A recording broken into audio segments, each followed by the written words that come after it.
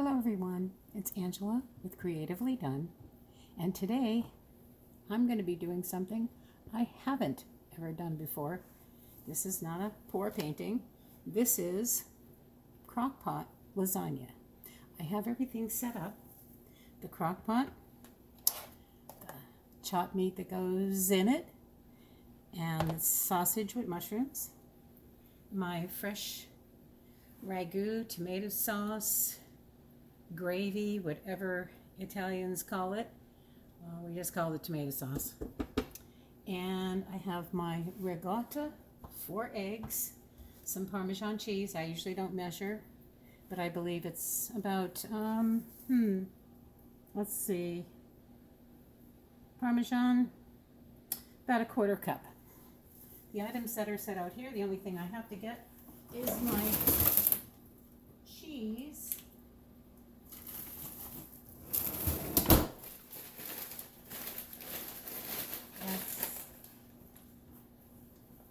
See if I can pause. If I can pause it.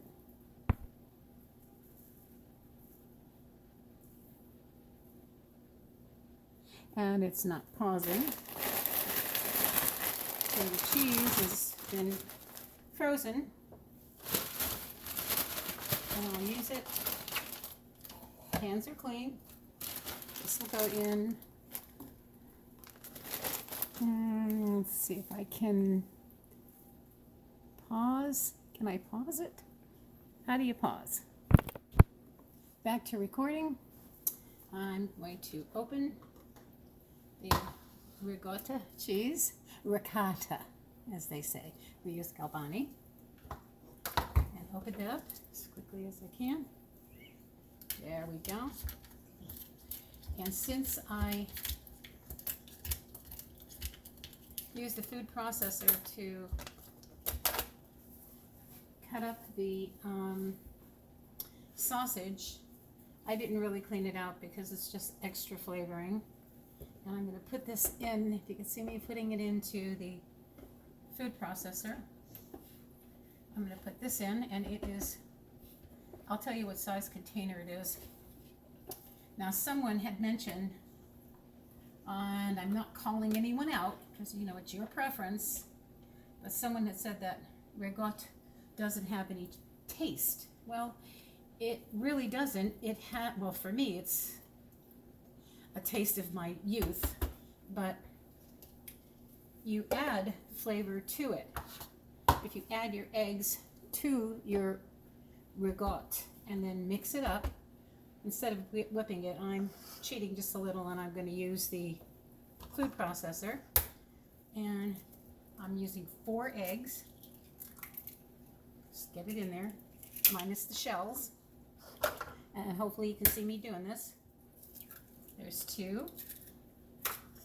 Here's 3. Martha Stewart would be proud. No shells in there. Last one, a little bit harder. There we go. Now we've got all of our eggs in there. What I'm going to do next is I'm going to put in some Mrs. Dash. We don't use a lot of salt, so I'm going to put in a little bit of Mrs. Dash to flavor it. And you can even add your parsley if you want to at this point. Whatever flavoring you would like, put it in this mixture. And then if you use the right size outside of the container, you'll actually get some out. And hopefully this won't make a big old mess. But love parsley. Put it to taste. There is a recipe. I don't follow exact measurements. Don't forget the top. Well, in this case, I can't run this without the top being on and locked. Here comes a little bit of noise. And I'm going to pulse it for 1, 2, 3, 4, 5, 6, 7.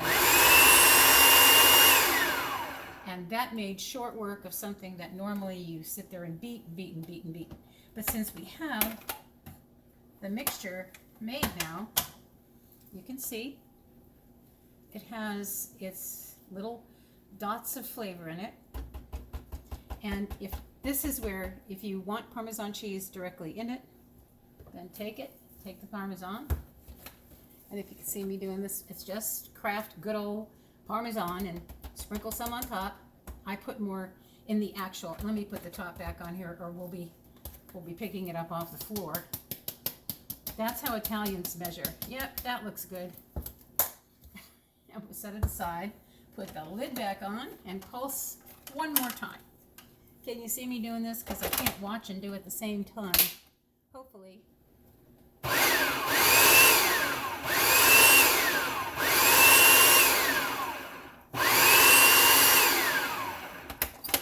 And that should be, that's perfect. This is, I love this show that's on, it's a test kitchen. I don't know if I could mention it or not without getting in trouble. This is my Angela's Italian test kitchen. I've never done this on camera. Made the dish before, but never recorded it. Hey, why not? I got nothing else to do today. Okay, so the next step was to take, I'm going to put that over my sauce. I took some coconut oil. That's what we use. You can use Italian, you can use olive oil, you can use anything. And I spread it on the bottom. This time,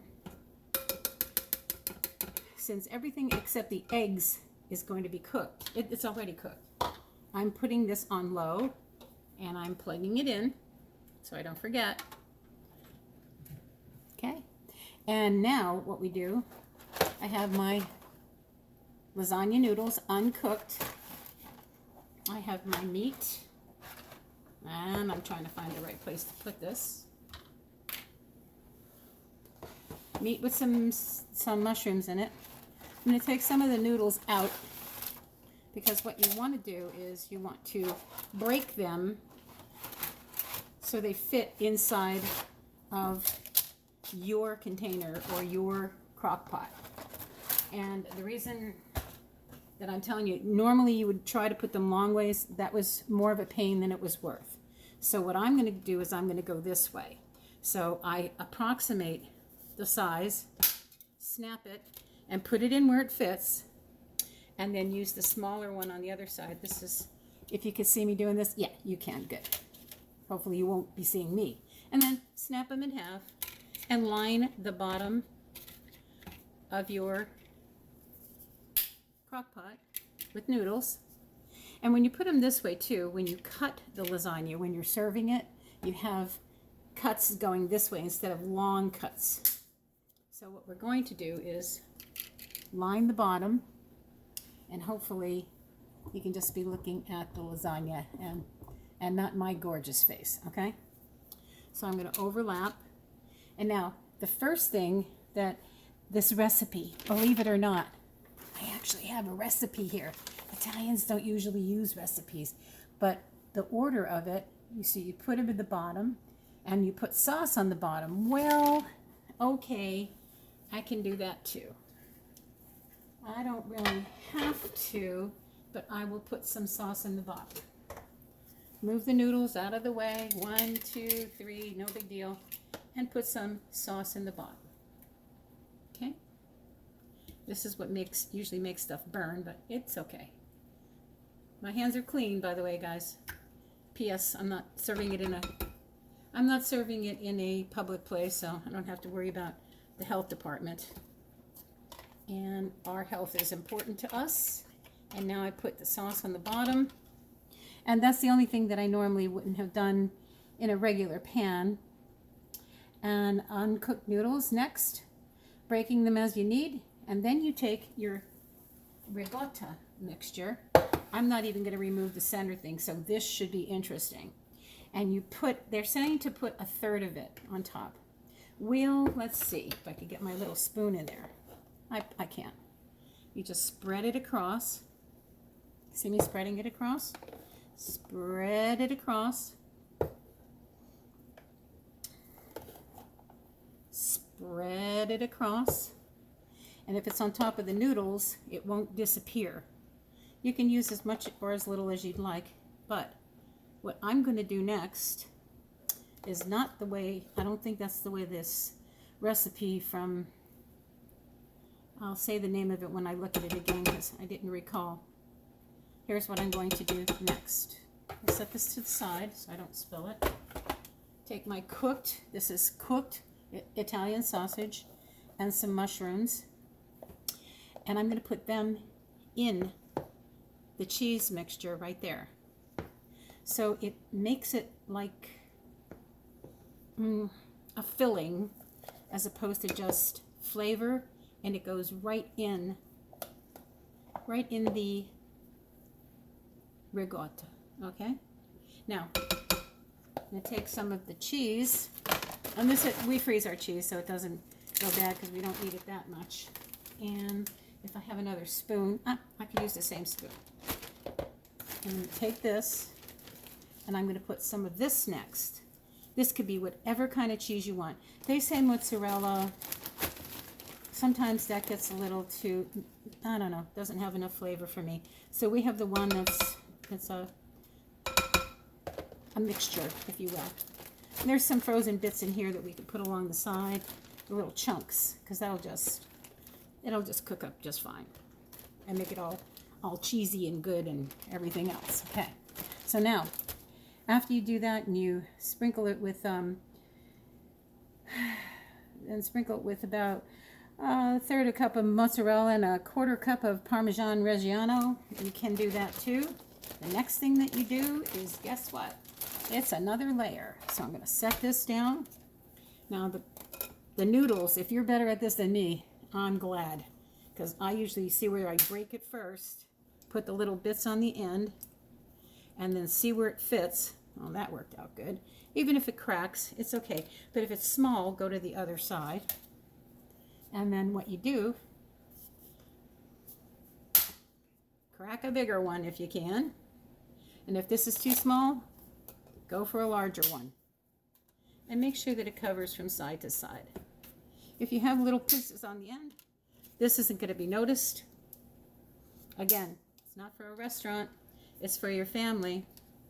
And I'm trying to do this as quickly as possible.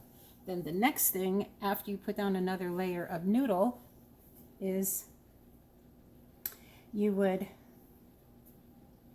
cover them with sauce, but I really don't want to do that. I want to cover it with the ricotta. The reason I didn't put another layer of sauce, and I will, over top of the meat.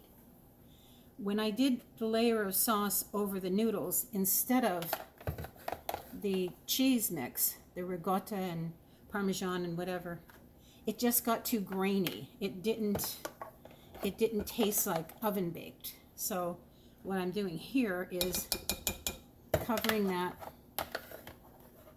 layer of noodles with, this is so easy. Try whatever you think works for you, but I like, I want to say a dry, you can always add sauce when you're sitting at the table, but it's hard to get it. And you see, I still have quite a bit in here. So what I'm going to do is I'm going to make this an extra thick layer instead of making another layer on top, because there won't be quite enough. And this is going to have the rest of the meat mixture.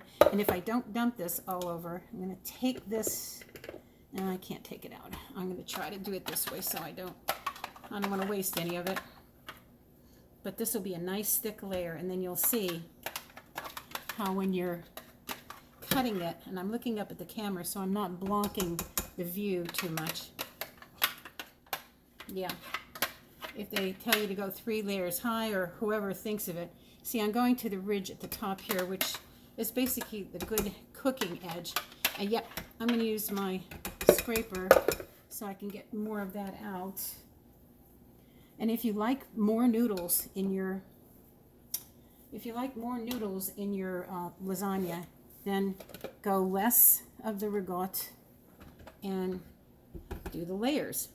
But the meat is going to be next for me again. And that way it'll be a meaty instead of saucy. If there's too much sauce in there, for some reason, it just, and I already have my seasonings in there. Notice I didn't have to add any seasoning because the ricotta already has the seasoning in it. You could add more if you want. You could add less. It don't matter. Whatever you want to do. This gets set to the side. the rest of this mixture here. And by the way, in my sauce, there's also, that's how I made it, with the rest of the sausage and whatever. But I'm putting now I could put the one with sauce in it, but that would again make it grainy. I'm using what I would call the dry sausage mixture. See how it doesn't have the sauce in it? It has just the meat and the mushrooms, and this is going to work out fine. That way we've got that layer in the cheese mix, and I press it down slightly so it becomes part of the cheese mixture. All done with this mess. See if I can put these on the side over here so I don't dump them on the floor. It's my other trick, dumping stuff on the floor. Now, I'm going to put another layer of noodles across. And again, they get bigger because it gets wider at the top. And as you see, wherever it fits, I saved the little bitsy boopers for the end. And then I can start singing something if you want me to, but this will just be almost done. Just put it where it fits. And like for the kitty cats, if it fits, we sits. And we just put that there. The little bits on the other end. Boy, this is working out better than a puzzle. And see if wherever it fits. If it doesn't fit, I'm going to try another noodle because this is going on camera. So I'm going to take a longer piece. See, I still didn't do that one quite right either. But forgive me for not having it perfect. But it's going to be done on the top here. Let's see if I move this one, put that one there. It doesn't have to be perfect, but it sure tastes good. And if you're good at puzzles better than me, then you can put your pieces whatever way you'd like. And now on this is where I'm going to put more cheese of I'm putting these frozen bits. Maybe not that one, but I'm going to put the cheese on top of the noodle, just a little bit. Move this to the side, put some of the frozen, and now I'm going to take the sauce that has the meat in it and hopefully not spill it all over the Sam Hill here. So this is going to go in next. And now we have sauce will cook down, but it won't get grainy. It'll just mix with the cheese. I'm probably using too much of this, but I'm being generous here. And then this, you would think that's where I would stop, but I won't because I have more noodles and I might as well use them. You don't have to, but if you want to, that way I call it the sacrificial layer.